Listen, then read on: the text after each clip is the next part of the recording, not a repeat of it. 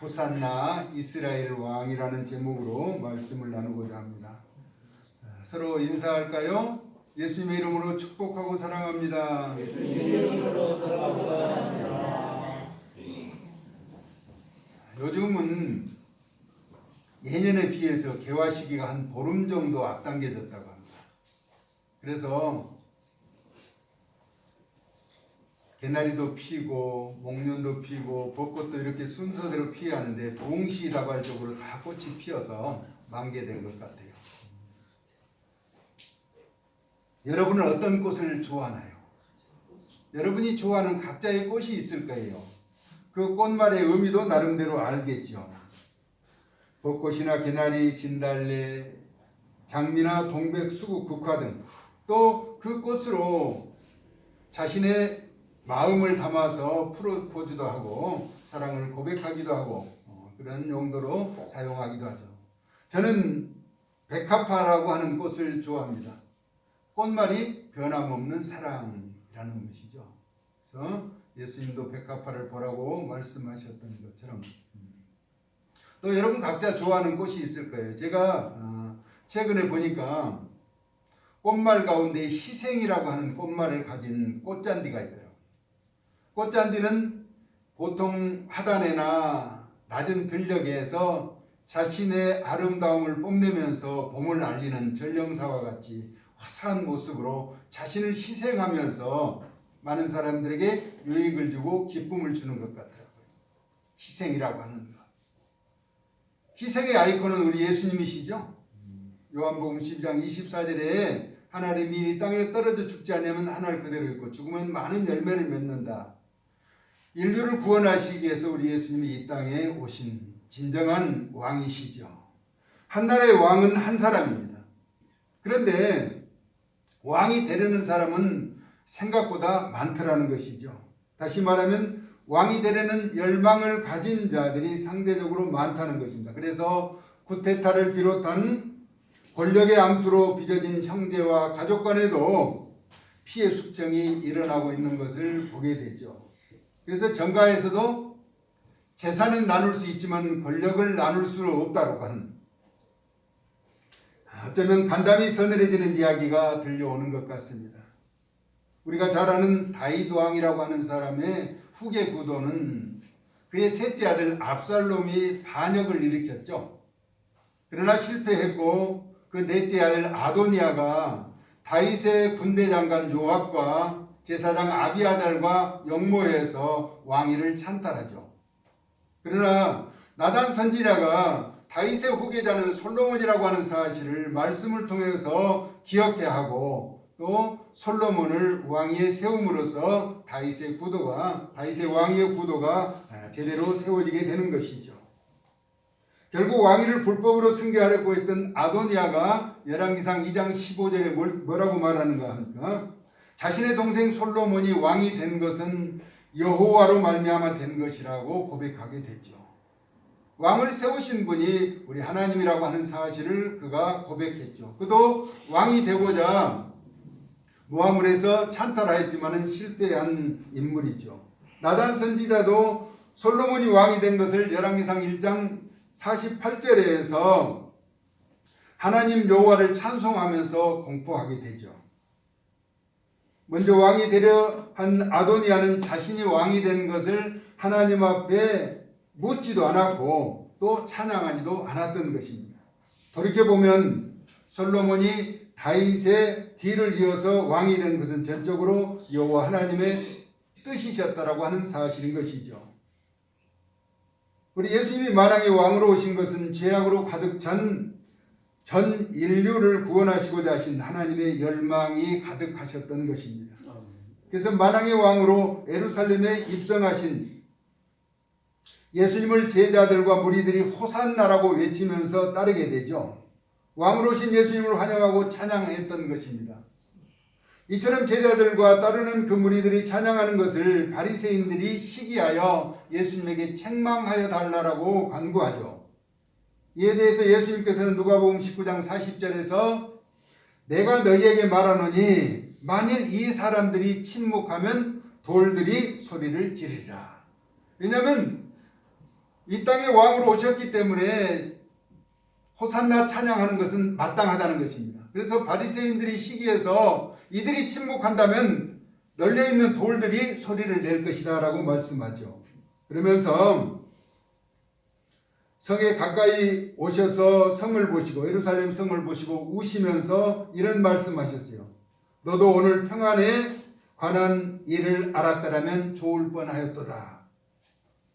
하지만 지금 내 눈에 숨겨졌다. 그러면서 돌 위에 돌 하나도 남지 않고 예루살렘 성이 허물어질 것을 말씀하셨죠.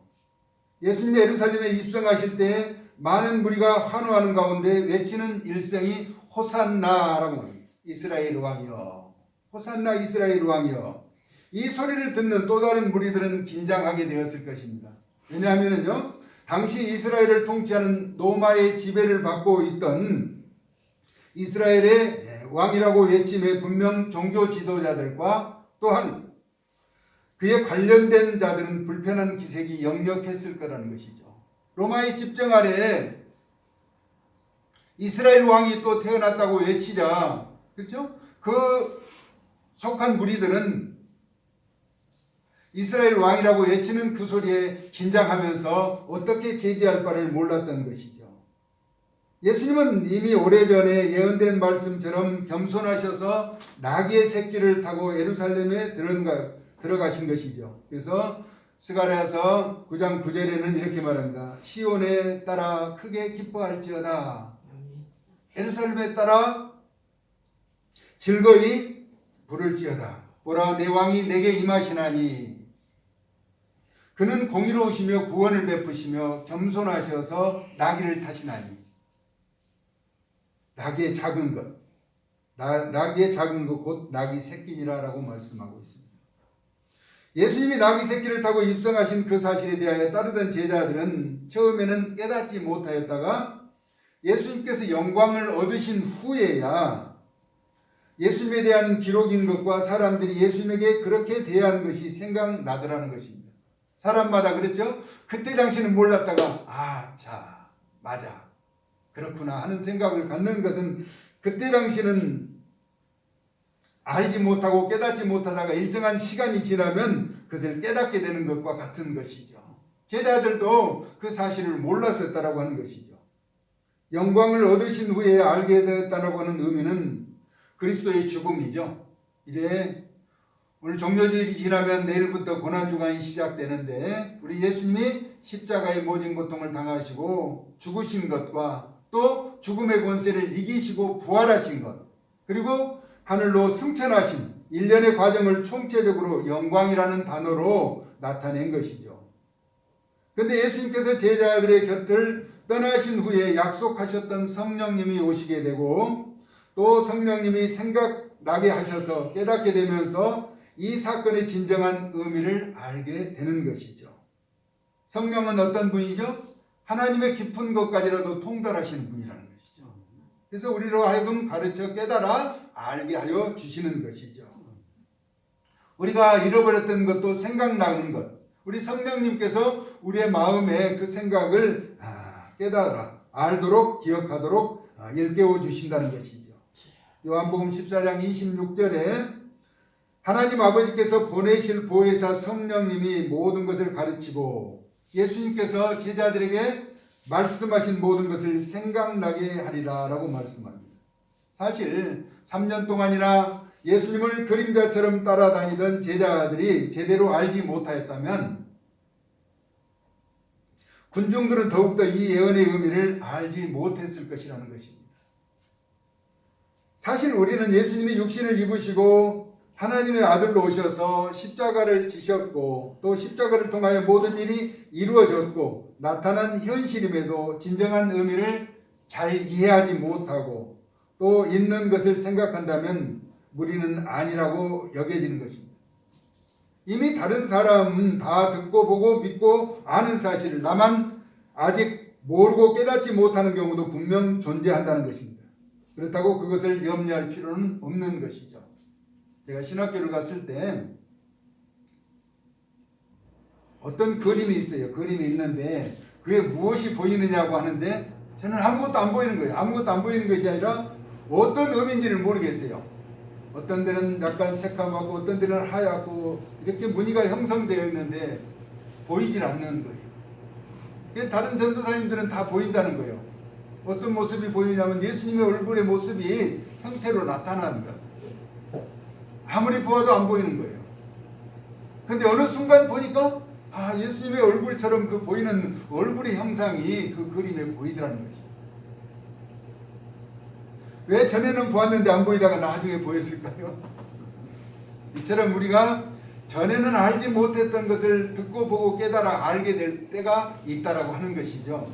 그래서 우리가 예수님을 믿으면서 다른 사람은 다 보고 믿고 듣는다는데 왜 나는 아직 예수님의 음성도 들려주시지 않고 보여주시지 않고 알지도 못하고 그냥 교회만 다니는가 걱정할 필요가 없다는 것이죠.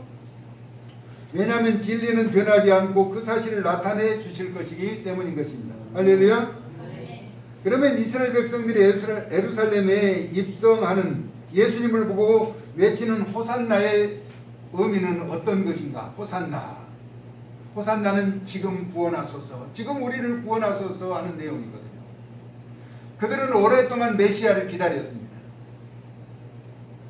약속의 말씀을 붙잡고 메시아가 오셔서 구원의 은총을 베푸실 것을 기다리고 있었는데 이제 비로소 예수님이 그분이 메시아라고 하는 사실을 알게 되면서 호산나를 외치게 되죠.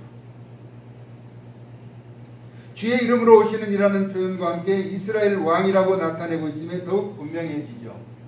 요한복음 1장 49절에 빌립의 전도를 통해서 나다나엘이 예수님을 만나게 되죠. 만나기 전에 나사렛에서 무슨 선한 것이 날 수 있느냐라고 했던 그가 예수님을 만나고 나서 고백한 내용이 뭐라고 하는가? 랍비여. 랍비라고 하는 것은 선생님이여 라고 말이죠. 선생님 가르치는. 선생님, 당신은 하나님의 아들이시오. 당신은 이스라엘의 임금이로소이다 라고 말합니다. 얼마 전까지만 해도 예수님을 만나기 전에는 나사렛이라고 하는 작은 동네에서 예수님이 자라나셨거든요. 베들레헴에서 태어나셨지만은 애굽으로 갔다가 다시 나사렛에 와서 살았는데, 저도 가봤더니 나사렛이라고 하는 동네가 그렇게 크지 않은 동네예요. 아주 시골 마을 그런 동네. 그러니까 나다나엘이 그렇게 말합니다. 나다나엘에서 무슨 선한 것이 날 수 있겠느냐, 그런 위대하신 메시아가 태어날 수 있겠느냐라고 이야기를 했던 것이죠. 그러나 막상 예수님을 만나고 나서는 그가 고백한 것은 하나님의 아들이라는 거예요. 하나님의 아들. 그리고 이스라엘의 임금이라고 고백한 바가 있죠. 누구나 왕이 아닌 사람을 왕이라고 부를 수는 없게 되는 것이죠. 대통령이 아닌 자를 대통령이라고 부르진 않지라네요. 그러니까 예수님은 분명 왕으로 오셨다는 것입니다. 주님이 사랑하시는 여러분, 지금 호산나를 외치세요. 할렐루야. 아멘. 왕으로 오신 우리 예수님이 우리의 삶에 개입하고 계신다는 것입니다. 아멘. 당신의 지금 어려운 현실의 문제, 누구나 어려운 문제들이 있잖아요. 그렇죠? 스스로 극복할 수 없는 여러 가지 문제들이 있다는 것입니다. 그것이 질병이 될 수가 있고 어떤 고통과 환난이 될 수가 있고 아픔이 될 수가 있다는 것입니다. 우리가 해결하지 못한 것을 호산나 왕으로 오신 예수님이 우리의 문제에 깊이 개입해 주셔서 해결해 주실 것이라는 것입니다. 그런 확신을 갖고 믿음으로 나아간다면 우리의 마음의 생각을 아시는 우리 예수님께서 모든 일에 직접 개입해 주셔서 은총을 베풀어 주실 것이라는 것입니다. 할렐루야.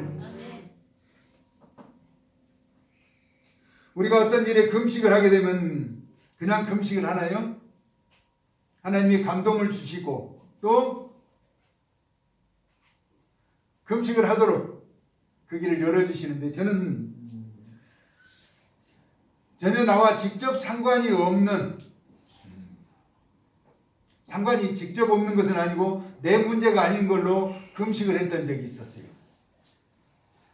제가 기억하기로는 한 3번 정도 되는 것 같아요. 이탈리아에 유학을 갔던 어느 권사님 아들이 거기에 교수로 이게 임용이 되어야 하는데 유학 가서 교수가 되는 것은 상당히 힘들고 어렵다고 그래요. 근데 그 얘기를 듣는 순간 한 3일 정도 금식을 해야겠다는 생각이 드는 거예요. 한 번도 그 아들은 본 적도 없었대요. 근데 금식을 하고 오래 지나고 난 후에 이제 나중에 그 아들이 그렇게 교수로 임명이 됐다고 그 어머니가 엄청나게 반가워하더라고요. 아, 하나님이 그 기도를 들으셨고 또 그 육신의 어머니가 얼마나 기도했겠어요. 한 번은 중국에 갔다가 이제 행사에 갔다가 오는데 장로님 부부가 어떤 장로님이 아프셔가지고 같이 비행기를 타고 못 오시게 된 그런 상황이었어요. 제가 그 여행의 반장이었어요. 줄반장. 그래 와서 같이 갔던 여행 갔던 사람이 못 오고 있는데 내가 할 수 있는 도리는 아무것도 없는 것 같더라고요. 그래서 3일 금식을 했었죠. 건강한 모습으로 돌아와서 어느 정도 활동을 하다가 이제 세상을 떠나기는 하셨지만 저는 최근에 또한 금식은 처음 만난 사람이었어요. 어떤 문제를 안고 와서 이렇게 얘기를 하는데 문제가 너무 심각한 거예요. 이것은 하나님이 개입하시지 않으면 절대로 풀 수 없는 문제라. 그래서 집에 오면서 한 3일 금식을 해야겠다 하는 이제 생각을 갖고 왔는데 집사람이 그러더라고요. 만법 위에 계신 하나님의 백성을 괴롭히면 안 된다. 하나님이 해결해 주실 것이다. 그러니까 그래도 약간 힘이 나더라고요. 그래서 금식을 하게 됐는데 그 교회 목사님이 그렇게 말해요. 그 성도님의 이제 속해 있는 교회 목사님이 그 싸움은 다윗과 골리앗의 싸움이라고. 현실적으로 싸움은 이길 수 없는 싸움이에요. 너무 커져버린 사건인데 하나님이 개입해 주셔야 한다라고 하는 사실이죠. 그래서 금식하게 하셨구나. 아직 결과는 나타나지 않았지만은 저는 하나님 앞에 순종하면서 기도했을 뿐이라는 것이죠. 지금 우리의 삶에 우리 하나님은 이렇게 개입해 주고 계신다는 것이죠. 그러면 본인이 기도하면 될 거 아니냐, 본인들이 금식하면 될 거 아니냐, 그 영향은 아직 미치지 못하기에 다른 사람을 통해서 기도하게 하시는 것이죠. 제 부끄러운 얘기지만 제가 강도사 시험이 떨어졌을 때 제 아는 목사님 그 사모님이 저를 위해서 3일간 금식 기도를 했다는 거예요. 부탁한 적도 없고 그런 사실을 이야기한 적도 없는데 그 사모님의 생각이 내가 3일 동안 금식 기도를 해서 강도사 시험에 합격했으면 좋겠다는 마음을 가졌다는 거예요. 늘 고마운 마음. 우리는 상대방을 위해서 기도해 달라고 부탁도 할 수 있겠지만은 그것은 인위적인 것보다도 하나님의 감동하심에 우리는 순종하며 살아갈 때 하나님은 일을 하시더라는 것입니다. 할렐루야. 호산나. 우리를 지금 구원해 달라고 외치는 그분은 왕으로 오셨다는 것입니다. 만법 위에 계시고 그 위에 일하시는 공의로우신 분이라는 것입니다. 할렐루야. 아멘. 우리 어려운 모든 문제를 주님에게 아뢰서 간구하는 기도가 응답되는 귀한 은총이 있어지기를 종려주의를 맞아서 이스라엘의 왕으로 오신 예수님의 존귀하신 이름으로 축복합니다. 아멘. 우리가 고백하는 예수님은 지금도 살아서 역사하시고 우리를 위해서 일하고 계시는 분이라고 하는 것이죠. 아멘. 우리는 이와 같은 확신과 긍지와 자부심을 가지고 지금 이제 오늘 종료주일이 지나면 고난주간이 시작되지만은 우리에서 그 고난당하신 그 주님의 희생에 동참하는 마음을 갖자라고 하는 것이죠.